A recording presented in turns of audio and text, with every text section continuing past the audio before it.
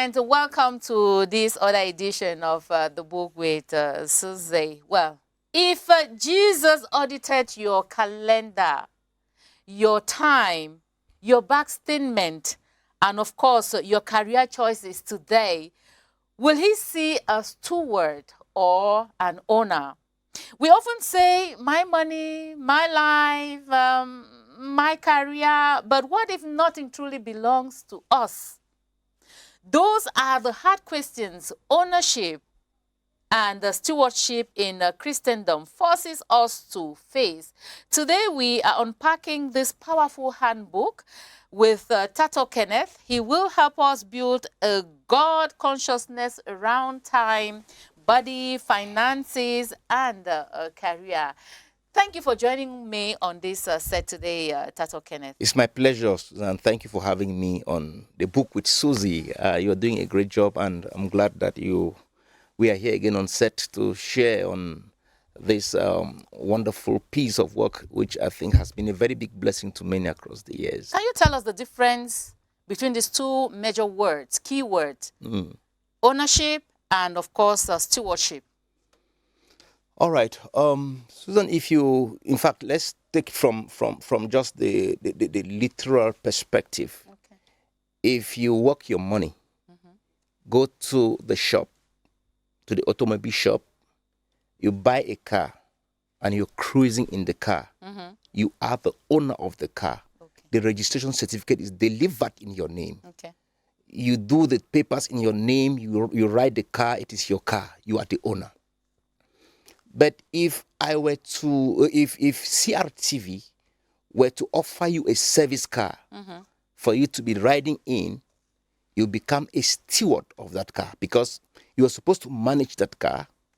You're supposed to be accountable for the way the car is run, and you're supposed to report to whoever, to the powers that be, as to how the car is being managed. So those are the differences. What are some of the areas in which stewardship could be expressed? Yes, when you talk about stewardship, now the Bible shows us in the book of 1 Corinthians chapter that we have been bought by a price. I mean, those who are Christians and who really, who really care to get into the nitty-gritties of this thing we're talking about, because it's a very serious aspect of our walk with God and our work for God.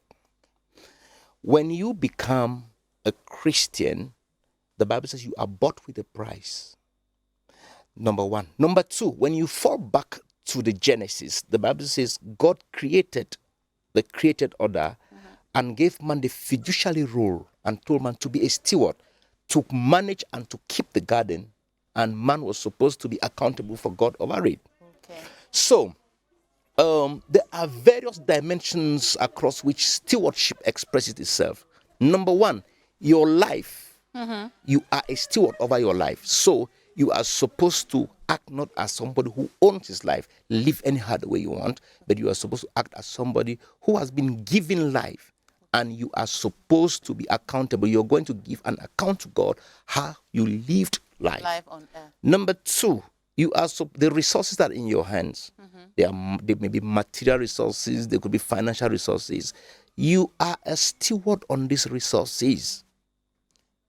There are people who think they are what they are or they have what they have because they work very hard. There are people who work harder than us, but they have less than what we have. That's very true. Good. That's very true. The third dimension is time. Okay. These 24 hours we spend and the seasons, in biblical time, you have what you call chronos time and kairos time. You have to make sure that there are seasons that come in your life. You need to steward the seasons very well, because as they've come now, you will not have them again. Or they may come only after about 10 years. It's season. You need to steward it well. It could be a season where God is putting you in touch with certain people for you to be able to become a better version of yourself. If you mess up that season, you may never have it again, or you may have it only after 20 years. 20 years. That's a season, stewarding the season, which is called a kairos time. Then the 24 hours that we have, we need to steward it well. It is a factor for stewardship, because the reason for which there are one of the reasons for which many people achieve more than others is because they use time well. Not two things, just because they use time well. While others use time flexing around, roaming around, fidgeting around, idling around. There are some people who are using time in the productive context, and especially for kingdom purposes. So these people are going to, for sure, be better stewards. You also have stewardship of your office. Your work here at the CRTV is a platform for stewardship. That office that you are working in is a factor for stewardship. There are people who have been assigned to offices and they become the author and the finisher of their lives. That they treat people anyhow, forgetting that tomorrow history is going to call them to book to know that where you were supposed to be a steward and not to act as if you want to lord over people. Oh, no. So there are various spectrums across which stewardship is supposed to be exercised in our lives. And this consciousness brings people to the place of humility, the place of empathy, and the place of being committed to the work you do. Okay. Yeah. Well, let's take this first break on this program, which is the forward. We are having a Reverend Casual right now for the forward of this book. He's telling you the reason why you should rush to the kiosk and get a copy and grab a copy of Ownership and the Stewardship in Christendom and begin to read so as to know whether you are an owner of what you have or you are a steward. Let's watch.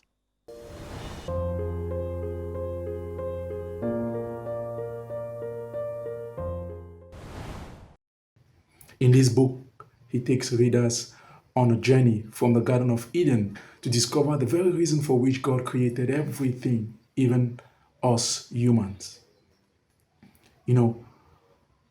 God is the owner of every life. We are just stewards.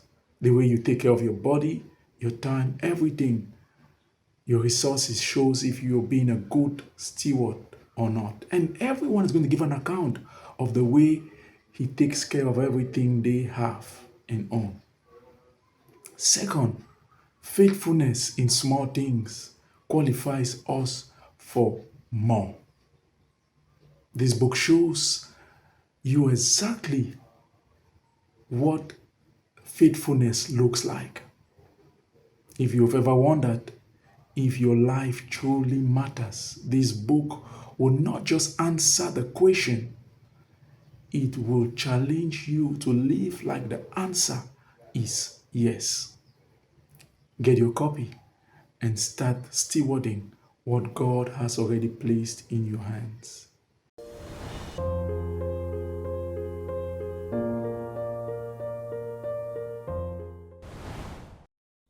Welcome back. TATOH Kenneth, can you tell us what is the first sign that someone has shifted from stewardship mindset to ownership mindset?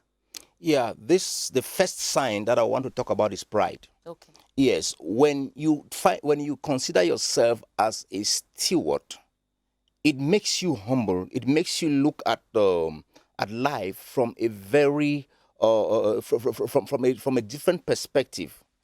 I learned a very serious lesson last month. Mm-hmm. Yes, last month I was with the chairperson of the elections commission in South Africa. Okay. And he said something that has not left my spirit from there. Okay. He said he knows he has 64 million bosses, talking about the citizens. I was like, elsewhere, when people are in a position, when people are in a given office, they become a lord. Mm-hmm. They are proud in the way they speak to people. They are proud in the way they handle the office where they are. And those who are in leadership have forgotten the purest form of leadership, which is called servant leadership. Jesus Christ's teaching on leadership was that as a leader, you are a servant. And if this mindset consumes us, our society changes at the speed of light. Okay. But unfortunately, there are people who are, they want to lord over people because they wield a signature in a given office. Mm-hmm. That's the first thing, pride. Number two, when you commit crimes with impunity, we have institutionalized corruption in our society today just because people are functioning in those offices with the mindset that they are owners and not stewards of those offices where they have been brought into. Okay. Then when somebody is also acting, when somebody's mindset is shifting from a steward to an owner, what the person does is that the person does not put in their best. After all, if I'm the owner, I owe nobody any account. So whatever I do, nobody will sack me. When you are in an office, or when you are, in fact, in anything you do, in anything we do, when you have the mindset that the privilege of stewardship can be withdrawn from you, it helps you work hard, because you can't be replaced. Okay. If you think you are irreplaceable, you are functioning as an owner and not a steward. Many other examples or many other scenarios abound. Let me take you to chapter 2 of this book, page 56, where it talks about occupying, or it talks about occupy till I come. That is the central theme of the book. Yeah. Now, you challenge believers to remain productive until Christ returns, right? Yeah. What does faithful occupation look like in practical terms for an ordinary Christian? Yeah. Occupy till I come. I think that particular statement is crafted from Luke chapter 19 and verse 13. Okay. Occupy till I come. Yes. This is one of the parables also that Jesus Christ said when the master was about going for a journey, he gave talents to his stewards, and then after he had given them the talents, he gave 10 to another one, 5 to another one, and then 1 to another one. And then he told them, occupy till I come. To occupy till I come, that statement means do business until I return. Exactly. He was telling them that you should be able to deploy the investments I've given to you. You'll be able to turn it, make it productive until I return. There are people who began life or their work with God with the mindset that they really want to serve. And along the line, they get distracted, or the pressures of life make them to derail or make them to lower their guard. They no longer work again. This is a very serious issue that we must take, because Jesus Christ said, blessed is the servant whom his master will come and find him so doing. If your life is made up only of testimonies of yesterday was great, what about today? It is supposed to be a perennial issue. You're supposed to do it continuously until the return of the master. Because if you were doing it yesterday and you're not doing it again today, you are losing it as far as your stewardship is concerned. And that is why when we find good things to do, we should make sure we anchor our life to them and do them and keep doing them. We are not supposed to get weary. We're supposed to keep pushing in. Very interesting. Yeah. Okay, we are taking our Vox Pop at this point in time. And of course, we went sampling opinions out there in the streets of Yaoundé. And of course, we are asking, when you look at what you have and who you are, to what extent do you think your personal effort brought you there and can keep you going?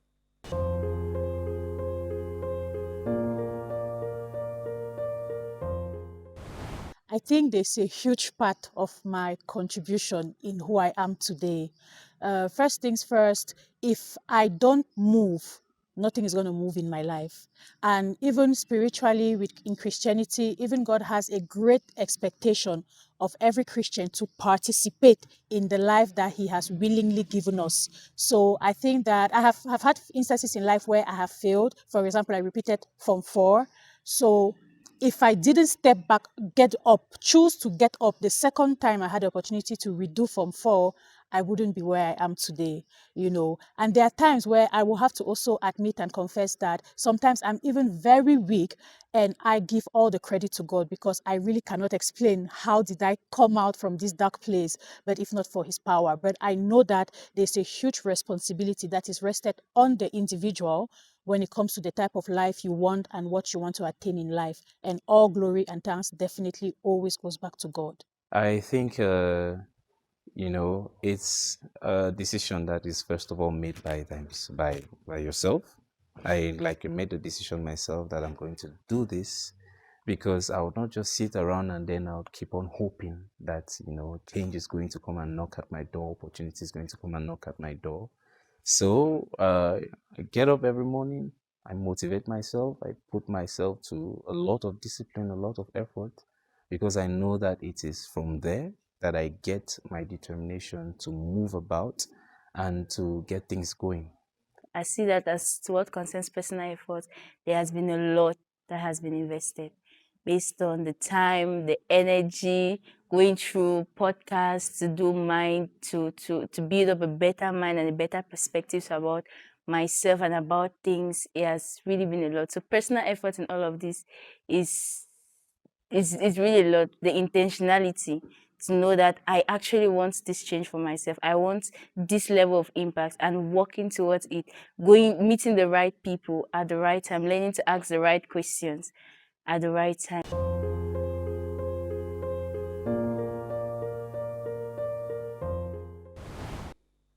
Welcome back. I hope that you're taking delight watching this edition of the book with Susie. And each time I have a TATOH Kenneth in this studio, believe me, I am so glad because I learn a lot. An entire chapter to Joshua generation. What characteristics distinguish a Joshua generation from a previous generation? And why is that message especially relevant today? Yeah, one of the biblical characters I like a lot is Joshua, and that is why talking about the concept of stewardship, I cannot but talk about Joshua because he incarnated and demonstrated stewardship so nicely. Yeah, we are taught that, we are told in the Bible that when Moses was still the leader in the Exodus, Joshua was working as his assistant. Joshua was working very close to him. Joshua was serving him. And then when he got to the end of his career in quotes, Moses, he handed the baton over not to Aaron, who was supposed to be his administrative and institutional assistant, but to Joshua, who emerged based on the concept of stewardship. So we are told that Joshua was his major assignment was to cross the Jordan with the children of Israel onto the promised land. And the first of things he demonstrated, or the Joshua generation demonstrated, is boldness. God told him, Joshua chapter 1, verse 8, verse 9, and the related verse, that he should be bold and courageous. There are things that if you want to demonstrate, like I was talking about corruption, and if you want to stay clear of it and work in integrity in our time, you need a degree of boldness to demonstrate your stewardship. Because we have created a narrative. And the narrative we've created is like you have to dance with the current. You have to dance. You have to behave like everybody else is behaving. You understand that? Okay. Yeah. So Joshua, that is the first characteristic. Joshua and his people and the Joshua generation was a courageous one. Number two was a generation of responsibility. In the time of Moses, for them to cross the Red Sea, he had to raise his staff. Moses had to raise his staff for the sea to part. But when it came to crossing the Jordan, the Bible says, the Joshua generation, the priests that were carrying the Ark of the Covenant were supposed to step into the Jordan and before the water parts.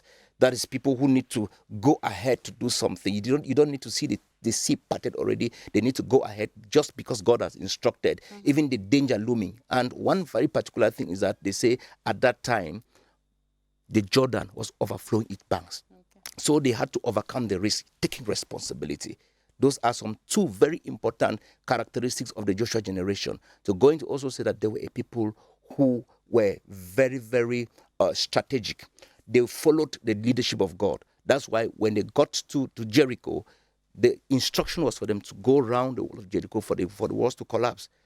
No heavy equipment, no explosive, just the fact that they could connect with the instruction of God and execute it for that very great obstacle ahead of them to give way. So the Joshua generation is such a beautiful one. I think those who read the Joshua generation in the book Ownership and Stewardship, they will have there are more characteristics of that generation, which are a very big blessing, which we could also bring to our own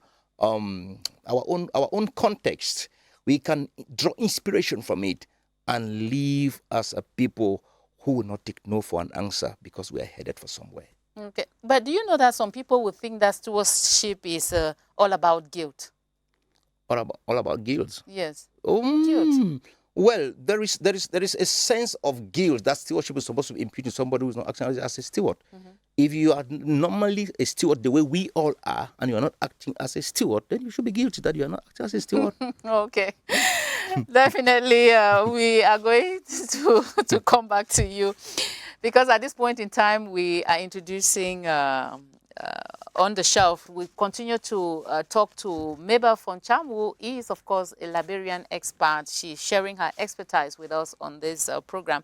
And today, the question we are asking her is, how is technology, especially artificial intelligence, changing the role of librarians in our society today? Well, she has this response for us.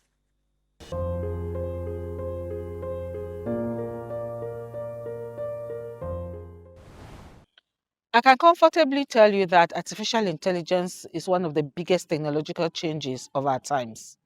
And it's affecting everybody, even inventors, everyone is being affected by artificial intelligence. Therefore, librarians are not left aside. The role of librarians in this is that we are moving from information keepers to information guides.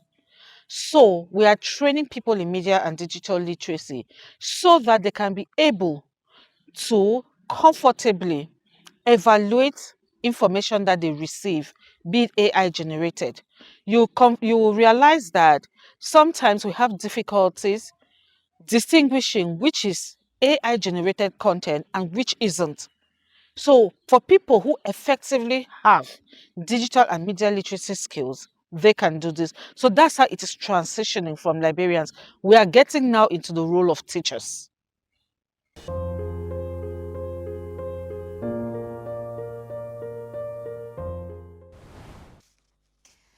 Thank you for joining us on this program. Well, Kenneth, for the viewers struggling right now, maybe their finances are messy or their time is out of control, what is one practical step this book gives to start stewarding well from today? Talking about the first step, which for me it's the starting point and the most important, which everybody must inculcate, is the mindset. Begin by first of all that you are a steward. There are people who have ignored the purposes of God for their lives and they're chasing after money. And one thing I want us to understand is that nobody was ever buried with money. Maybe you've ever seen. Never. Nobody was ever buried with money. Nobody was ever buried with a car. Nobody was ever buried with a certificate. What does that tell us? It means that these things, as good as they are for this life, there is something more consequential in eternity, which we must pursue the things that are more consequential in eternity. Yeah, because if I do everything, I walk on people's blood in order to get money, and then I die and leave the money, I am of all people the most foolish. If I do everything I can in order to get rich, and I leave those riches behind and go, it means there is something that I ought to have known that I did not know. No. Okay. So these things begin from a mindset. When we revisit them at the level of the mindset, it will help us to go back to the drawing board and modify some decisions and modify some dispositions. Some of these jumping, the rat race, all of us are behind jumping. You are not a Yaoundé woman, you are in Yaoundé. So it means that what brought you here is daily bread. And in addition to the fact that daily bread brought you here, you must understand that there is one day that your need will not be daily bread. Your need will be presenting your report card before your maker to tell him, this is how I live my life. There are people who have said there is no life beyond this one. They are fooling themselves. Okay. Definitely, they need to get ownership and stewardship in Christendom to get the right information. To get some very important things that prick the conscience and bring us to a point of reflection. And so how do they get to you? They get to me on 675-270883. I repeat, 675-270883. Wow. Thank you very much, Kenneth, for coming. I'm grateful. Thank you for having me. I'm so glad, and thank you so very much for the great job you are doing. I greet you, greet the entire team for the great work. Okay, thank you very much. And of course, this book is timely. Get yourself a copy and, of course, align yourself, to what it takes to become a steward and not, of course, an owner. Thank you for watching this edition of the program. See you some other time. Bye-bye.